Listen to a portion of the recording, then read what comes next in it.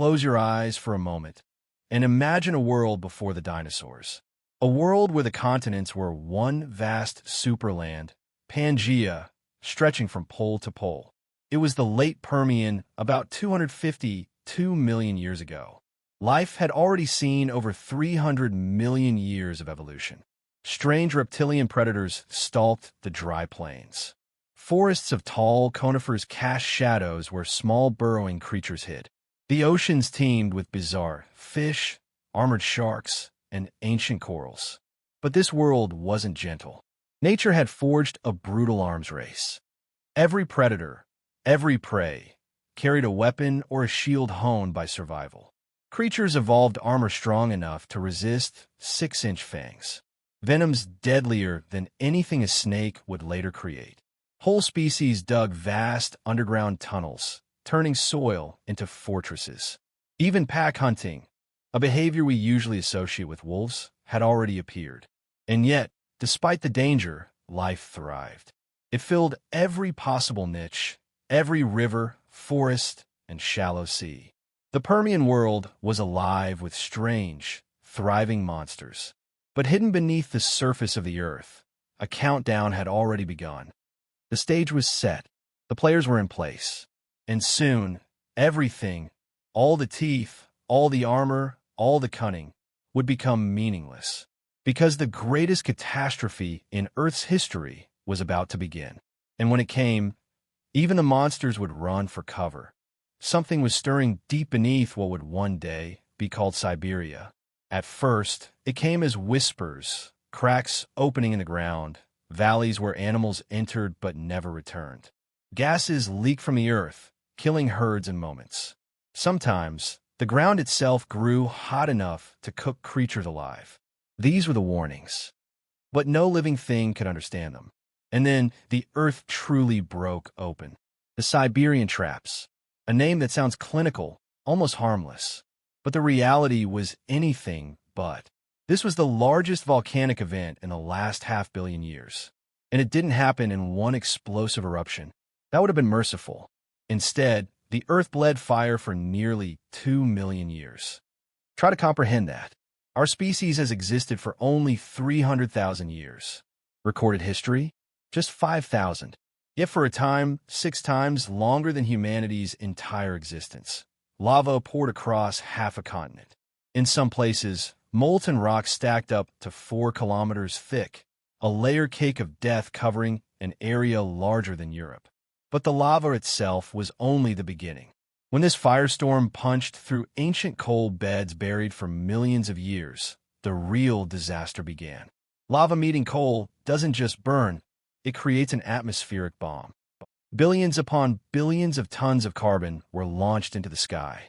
In total, 3 trillion tons of carbon dioxide. Not millions, not billions, trillions, more than twice what humans have released since the dawn of the Industrial Revolution. The sky turned black. Not dark, not cloudy black. Ash and soot choked the sunlight until photosynthesis stopped. Plants died standing upright, their cells starved of energy. The herbivores that fed on them starved in turn. Then the predators followed. The food chain collapsed, not from the top down, but from the bottom up. And as if that weren't enough, the eruptions also unleashed a storm of poisons. 18 trillion tons of hydrochloric acid were injected into the atmosphere. It fell back as acid rain, rain that could burn skin, dissolve leaves, sterilize soil, and turn lakes into acid baths. Imagine every storm being made of battery acid. There was no safe drinking water, no fertile soil, no shelter from skies. And this was only the beginning. You might think the worst was over. Oceans of lava, black skies, acid rain. But in truth, those were only the opening moves. Because massive volcanic eruptions don't just pour fire across the land. They poison the very air, and they shatter the balance of climate. When the Siberian traps belched their toxic clouds, sulfur dioxide spread high into the atmosphere. There, it did 2 devastating things. First, it mixed with water vapor, creating sulfuric acid, adding to the already relentless acid rain. Second, it formed a veil of aerosols, tiny particles that reflected sunlight away from Earth. The world was plunged into what scientists call a volcanic winter. That phrase almost sounds cozy, but the reality was anything but.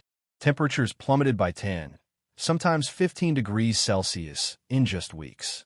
Imagine creatures adapted to the furnace-like heat of the Permian suddenly finding themselves in a world as cold as the Arctic. Forests froze, rivers turned to ice.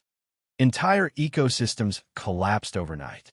And yet, survival meant nothing, because the cold was never permanent. As the sulfur haze cleared, the vast stores of carbon dioxide from the eruptions took over. Trapped in the atmosphere, it created a brutal greenhouse effect. Temperatures soared, climbing even higher than before. So the planet lashed back and forth. Freeze, burn, freeze, burn. Each new pulse of eruptions reset the cycle. Any creature that managed to adapt to the cold was incinerated by the next heat wave. Any that endured the heat froze in the next volcanic winter. This was climate chaos beyond imagination. Faster, sharper, deadlier than anything life had faced before. It was climate change on overdrive, on steroids, methamphetamines, and whatever else nature could conjure. The Earth was no longer stable ground. It had become a roulette wheel of death. And still, the oceans had yet to deliver their nightmare. For a moment, the oceans seemed like they might offer refuge. While the land burned, froze, and drowned in acid rain, perhaps the seas could shelter life. After all, they had done so many times before. But not this time. The oceans absorbed enormous amounts of the volcanic carbon dioxide, and that changed everything. The chemistry of seawater shifted, its pH plummeted. In plain terms, the seas turned to acid. Anything with a shell made of calcium carbonate, corals, clams, microscopic plankton, simply dissolved. Coral reefs melted away. Shellfish turned to mush. The very base of the marine food chain disintegrated, and with it, everything above. But the oceans were only beginning their descent into hell. As global temperatures rose, so did ocean temperatures. On average, the seas warmed by nearly 10 degrees Celsius. That may not sound like much, but warm water holds far less oxygen than cold. And soon, vast regions of the ocean suffocated. Dead zones spread across the globe, places where oxygen levels dropped so low that nothing could survive. These weren't small patches. They stretched for hundreds, even thousands of miles. And what filled the void was worse. Sulfur-eating bacteria flourished in the oxygen-starved seas. They turned the water purple and green, releasing hydrogen sulfide gas, the same compound that gives rotten eggs their stench. This toxic gas bubbled to the surface and spilled into the air. Imagine standing on the shores of any ocean, from Africa to Asia to the Americas, and breathing air that reeked of rotten eggs. Except this wasn't just a smell. It was poison. In high enough doses, hydrogen sulfide can kill outright. And during the Great Dying, it likely did. The oceans, once the cradle of life, had become vast, bubbling cauldrons of poison. And still, the skies had another cruelty to unleash that be why now. The land was scorched, the skies poisoned, and the oceans turned toxic. But even that was not the final blow. The Siberian traps had one more weapon to unleash, a slow, invisible killer. The endless eruptions released staggering amounts of halogens, chemicals like chlorine and bromine. In the upper atmosphere, these tore apart the ozone layer, that fragile shield protecting Earth from the sun's ultraviolet radiation. And then, for the first time in hundreds of millions of years, the sky itself became hostile. Sunlight, once the giver of life, turned into a weapon. UV rays poured down unfiltered, striking forests, plains, and seas alike. Plants shriveled, their tissues scorched. Amphibians, whose jelly-like eggs were laid in shallow waters, found their offspring fried before they even hatched. Entire generations ended in silence. Even the survivors that had endured volcanic winters, acid rain, and toxic seas now found no safety under the sun. They either hid underground, retreated into deep oceans, or perished. And above it all, storms still raged. Acid rains burned the soil. Ash clouds choked the horizon.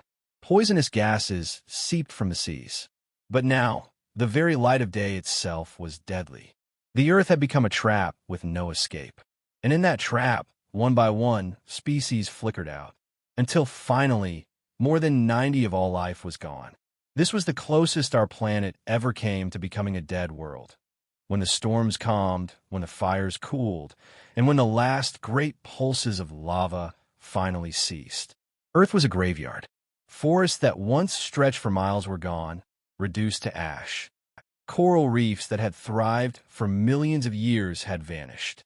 On land, entire families of creatures, predators, herbivores, burrowers, were erased forever. In the oceans, once vast food webs collapsed into silence. In total, more than 90 of all species were gone. It was the greatest extinction in the history of life, the Great Dying. And yet, life itself did not end. In the ruins, small, stubborn survivors clung on, burrowing animals that had hidden beneath the soil, hardy plants that could weather toxic skies, tiny marine creatures that endured in isolated refuges. They inherited a world stripped bare, a world hostile and alien. But from them, a new story began. Over millions of years, ecosystems slowly rebuilt. Forests returned, reefs regrew, and in time, a new caste of creatures rose to dominance. Among them, the first true dinosaurs. Without the Great Dying, there would have been no Jurassic giants, no T-Rex, no birds that still fill our skies. Even mammals, and eventually humans, may never have existed. The Permian extinction was Earth's darkest hour, but it was also a turning point, proof that life, no matter how battered, will always find a way forward. The Great Dying reminds us of two truths: that our planet can be merciless, and that life, fragile as it is also unbreakable. Because even at the edge of annihilation, the spark of survival endured.